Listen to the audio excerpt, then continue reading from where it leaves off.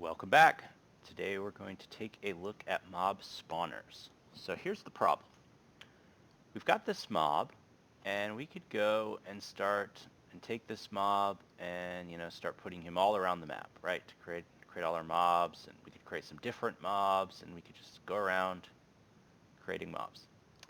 The problem is that it's going to cost us a lot on the server. So all of these AI are going to have to sit there constantly checking perception and doing all these other things that it has to do, running the behavior tree. And that's really going to hurt our server performance. And we don't really need that because it's possible nobody's even near these mobs. So what we're going to do is create a mob spawner that only activates and spawns the mob when someone is near it. And then we can place these very lightweight actors all over the place, configure them, have different settings and stuff, and they'll only activate when someone's near it, and it's going to cost us a lot less. So we're going to start out here by dumping this guy. We don't need him here anymore. We'll end up putting this guy maybe over here. So let's create a mob spawner. So we're going to create a blueprint, and it's going to be of type actor. We will call it mob spawner. Open that up.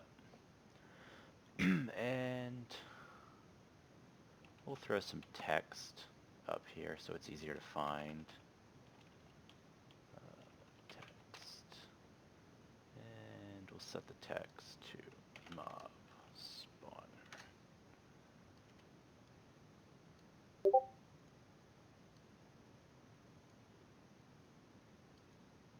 Okay, and now we'll add a sphere collision. Okay, spawn when in radius. There we put that. We'll attach it to there. Yeah, there we go. Okay, and so as we scale this, this will get bigger. And let's go to our blueprint. And what we're really interested here is when people overlap. So we can see here that the overlap is overlap all dynamic. That's what we want. So we're going to add a begin and end overlap. Now, this only needs to run on the server. We don't want this to run on clients. So we're going to add switch has authority to both of these. Now we're actually going to come in here. We're going to say netload on client.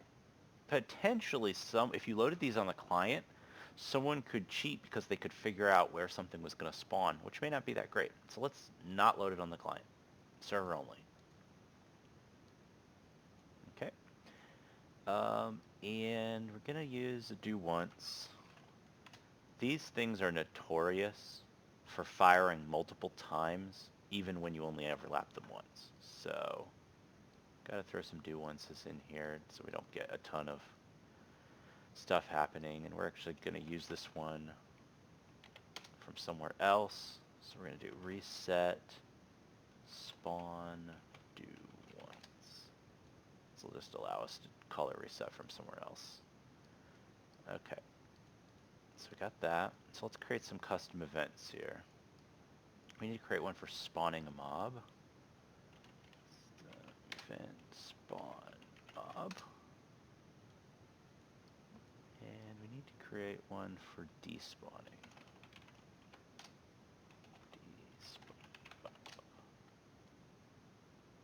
Okay. And we're going to need a reference to this mob. So we're going to add reference to mob. And let's see, we will create the base class for that as mob. There we go. And we do a get here and a get here. So we don't, oops, I guess I didn't paste it.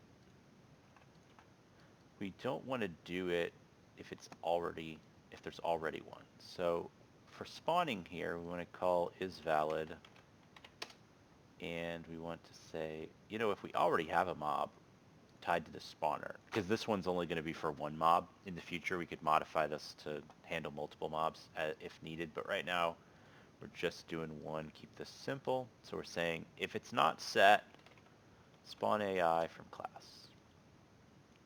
Okay. Now for this pawn class here, I'd like to be able to pick which one externally. So we're going to say mob to spawn, and we're going to grab a pawn class reference, not an object reference. And we'll set that to where it's publicly, can be set publicly. And we can set our default to mob right now. If we had other ones, this would be a great spot to change it. It's a good idea to build your blueprints to have variables control everything rather than putting fixed values in your blueprints. Makes them a lot more usable. We're also going to throw in, just to show you how to do it, this may not actually be a good idea, last location seen, but I do like the idea of being able to cache information when it despawns and then reuse it. What we do in our game is that the health and status of the mob is all saved back to the mob spawner every time it's despawned. And then when it respawns, it's able to reset that data. And we actually have some kind of system where, like, over time it actually would gain its health back or lose statuses and things like that. So all that can be being simulated on the mob spawner while the mob's not actually spawned is what we do. So I'm going to show you a little bit about that with this last location scene, even though this could potentially not be such a great idea. But we'll set it up anyway just so you can see the idea. Okay, and then we want to set the behavior tree to mob BT. You could potentially make that a variable as well to be able to set which one. Okay, and we're going to cast to mob because it just outputs a pawn. And then we're going to set our reference to the mob. And again, during debugging, I would take all cast faileds and throw them off to print strings. That's what I did. Okay, and here we're going to do an unpause timer, but we're going to have to come up and build that timer. So let's see here. Check for players nearby timer. Now the reason we have to do this is because these overlap things are not reliable. Meaning sometimes we're going to run outside this thing and it's not going to fire any of the overlaps. And so we got to have a timer that sits there basically saying, hey, let's keep checking if anybody's inside this. Also, just because one person ran outside doesn't mean you despawn. You have to check to make sure nobody's inside it. So we're going to have a timer here. Look at the timer handle to be able to handle this. And at this point, we're actually, this is just so that, again, we want the least number of things running. This is where we unpause it, but we're actually going to pause it somewhere else. But the idea here is when you don't need something running, shut it down so we can pay less. So we're going to come up here to the begin play and we'll set up this timer. Okay, so first thing we need to do is set the initial location here. We will split the struct, get actor location. We don't really care about the rotation. 0 is fine. Okay, we're going to do set timer by event. And we're going to drag off a custom event called check for players nearby. This checks to see if there's any players within the spawn radius. And what we're going to do is we'll set that to 2 seconds. It's probably good enough for a cleanup. It's just a cleanup when the other thing fails. If you don't have this, what will end up happening is that sometimes you'll exit the you'll run outside of this radius and they won't despawn. So this is the catch for that. And we got to get our timer handle. And so we'll grab this, and we want to get overlapping. And we're interested in the base class of our characters, which is third-person character with abilities. And we want to get the length. And we want to say, is it less than 1? We could say, is it equal to 0? Probably good enough, but as a programmer, we get into the habit of making our tests encompass every possibility. Even if in this case, I don't actually think length can go negative, but it's just a programming thing. By doing this, you're saying anything less than 1, even if it's negative 10 million. So checking for 0 would probably be fine. But it's just a habit from 30 years of programming. And we will call Despawn mob.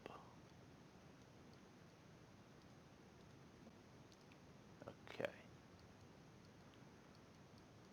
And we're going to come down here. And so this one here calls spawn mob.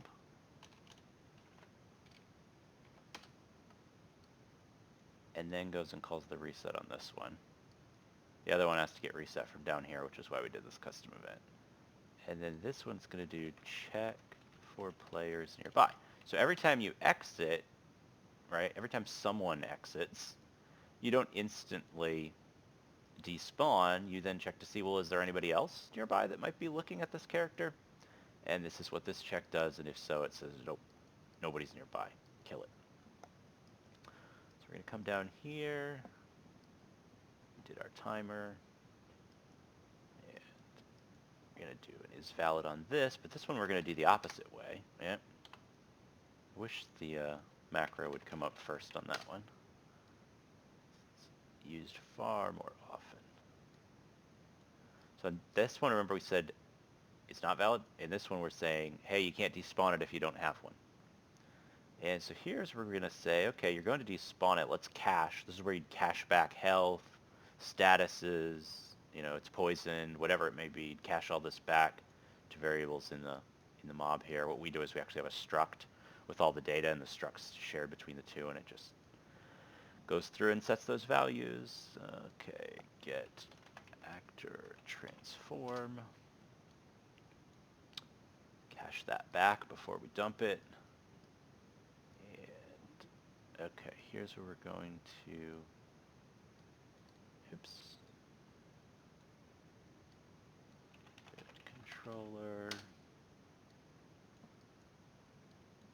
cast to mob AI controller. We're actually going to call some methods in the AI controller to do the cleanup, because we're going to be able to call those from other places. So we're going to call a despawn here. We haven't built that yet. And then I don't think you actually have to do this, just as a safety. Again, something from habit. And then we're going to call that respawn or reset.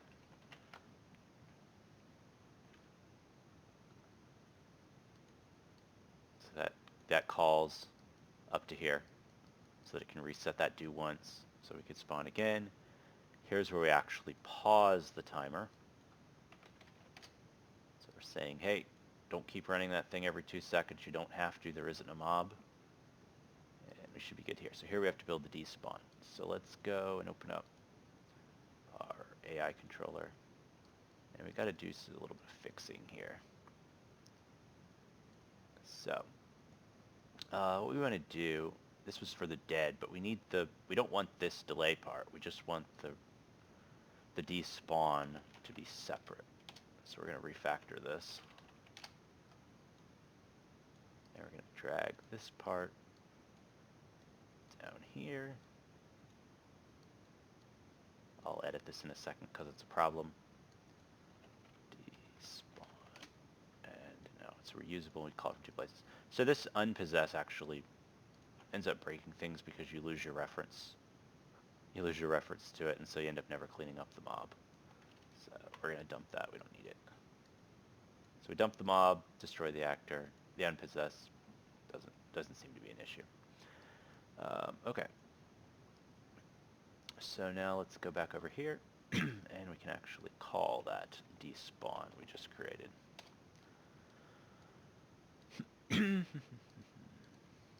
Okay, this is looking pretty good. Let's see, was there anything we had to do in the mob itself? Yes.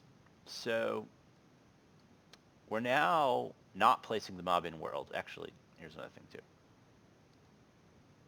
For some reason, it always seems to think it's colliding, so this no collision fail is helpful here. And we did set the default, which is cool. But now the problem is that we spawn this AI from class, the mob's not going to pick up the right AI controller. So let's go here in our mob and class defaults. And before we had set this to placed in world, now we want placed in world or spawned. So it'll pick up the right AI controller when it's spawned. Okay. I'm sure we forgot something, but let's give it a try. So now we're going to drop our mob spawner in the world. And we're going to do something just for testing here. This makes them all change at once. We're just going to make it small. Oh, look at that. So apparently there was some kind of offset. Probably the order we did that attach. Yeah. Let's set these back to 0. Is because of the attach thing. So I didn't have this when I built it the first time because I actually did that before the text. And they went side by side rather than as parent and child. So there we go. So the reason, obviously you would never set it this small, but the reason we're doing it is because we want to be able to see it being tested. You would make it much larger. And the other thing that we haven't added yet either, that we're going to, is we're going to add an AI service that basically runs and says, hey, you know, if they've chased you too far from their home location, you know, they'll start running back to home type of thing. You know, kind of like what WoW does. And so that'll make, so we would make sure that whatever that radius of that service was inside the radius of this despawn, so that no one actually sees it despawning type of thing. Or it's far enough away, it doesn't matter. Okay, let's give this a try. I always keep our log open here, although we didn't add any print strings, but hopefully you did on some of those fail points, so that we'd be able to see what's going on. And we're going to hit play. Okay, so it's over here somewhere.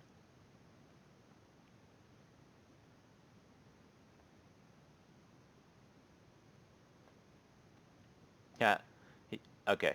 We got to go fix a few things on his blueprint that are kind of ugly. He's going to actually throw some airs here. But as we get out of the range, okay, he did not despawn. There was a problem.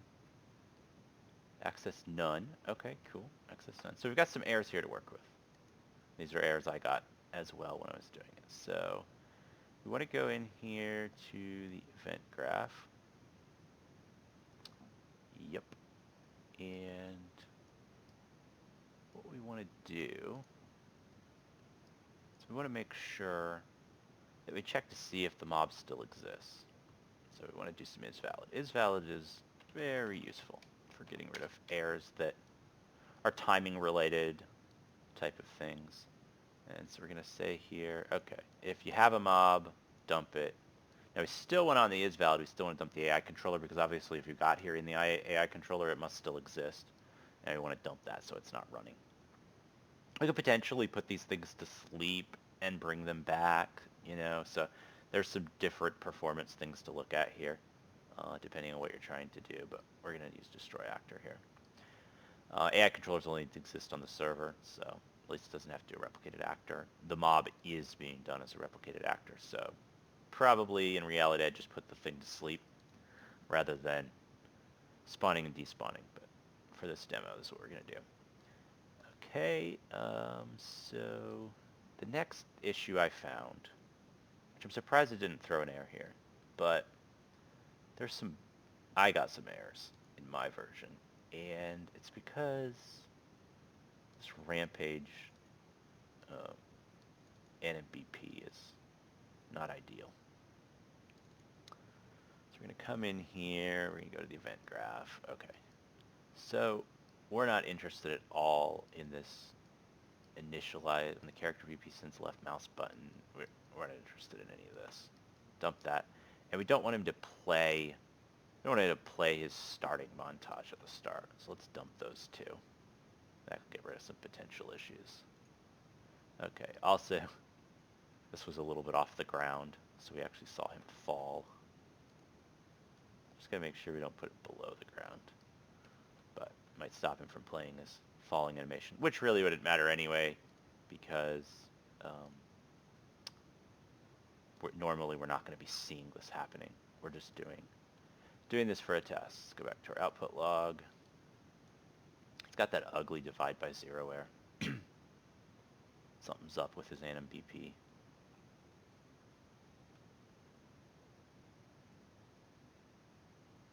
Okay, there he is. He's chasing us.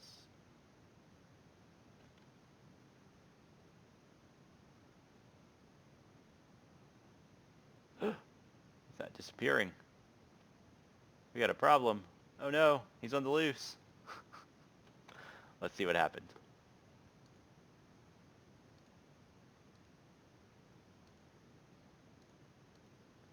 Okay, so this is where we step through and we find what we forgot to do. So we've got this event playing. It looks like it's going to look for third-person characters, and if it's less than 1 in the length, it's going to despawn the mob. Seems good. So what I would probably do is I'd go add print strings here to see if it's getting here. And so we'll call despawn mob. And just in preparation that this one's going to fail too, let's call spawn mob. Okay. And we'll get an idea now of what's happening.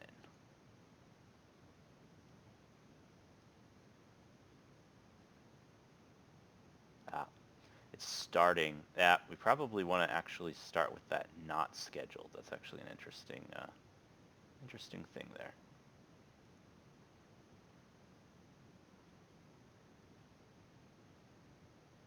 Yeah, so we're calling despawn mob. It got there.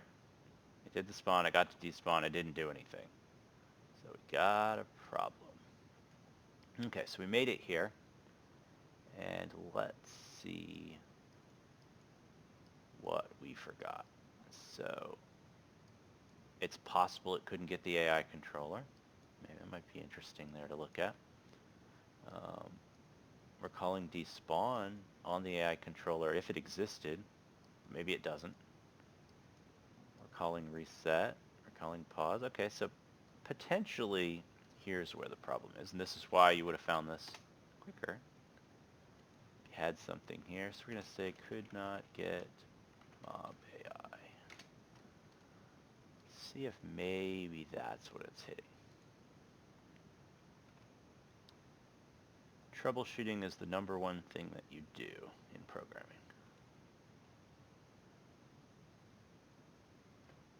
Okay, he's there. He comes running at us. No, that wasn't it. Okay, interesting. Okay, so that was not the issue. So got past that. Probably got into here. So let's see what we got going here. Okay. Despawn is valid. So we only destroy it if it's valid. So interesting, this mob here. Let's see how that gets set. Probably up here. Yep, looks good. Runs the behavior tree. I don't see any issues there. It looks pretty good. So, yep. Despawn, custom event. Looks good. Okay, so that's interesting. So we got there. Okay. Do once. We pause it. Okay. We could also throw in a print string here just to make sure it's getting all the way. Print string, and we could say despawn complete. Make sure it got all the way. And we could potentially also run something here just to see if what's happening here, if that might be the issue or not. And we could say mob destroyed. And give it a try again. This is the kind of troubleshooting you always have to do. It's scary when things work the first time. Then you know you're really in trouble.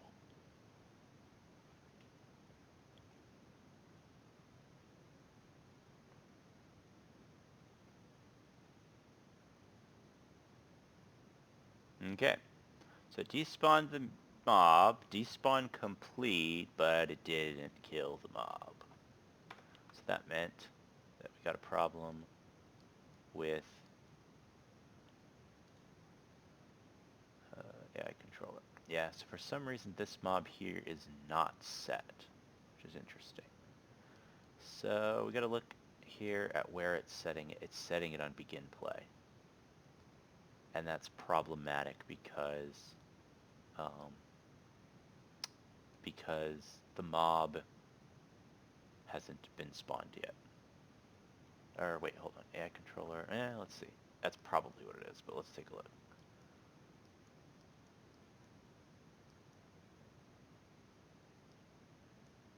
Okay. Yeah. Let's see if this was the issue. Let's see if it needed to wait on initialization. And we'll throw in a 2-second delay. Delays are problematic because if you're trying to fix the timing issue with a delay, it usually means that it's only going to fix it in some cases. It really means that you have a timing issue somewhere else, and you may need to use a different event.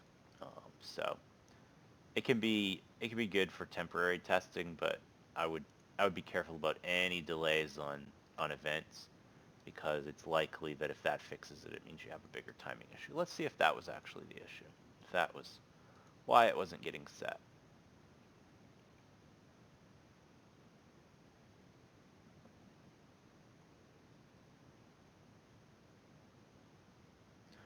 And we'll probably go and pause that timer. And that was the issue. Yep. So the mob was not getting set. Yep. See, he came back right where he was. There we go. Yep. So see, that's where he was. And so now when we come back here, it's going to go right back where he was with the same rotation and location. Yep, there he was.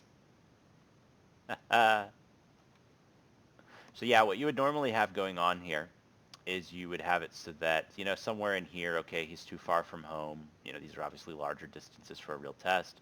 And then a ways beyond that is when he disappears and despawns, and then it's not going to be noticeable like that. But we set up short distances just so we could do some testing here. So we now have our mob spawner working. There he is. I keep looking at him at the center. And now you got this mob spawner. We showed how you could cache information back, and but we still don't have it to where we can fight him. So in our next video, we're gonna have to go and finally finish that refactoring. It's not gonna be fun, but we need to finish that refactoring so that he has a health bar and he can be damaged, and finish that refactor of our base class. Move stuff into there that's needed. And we will do that in the next video. Until then.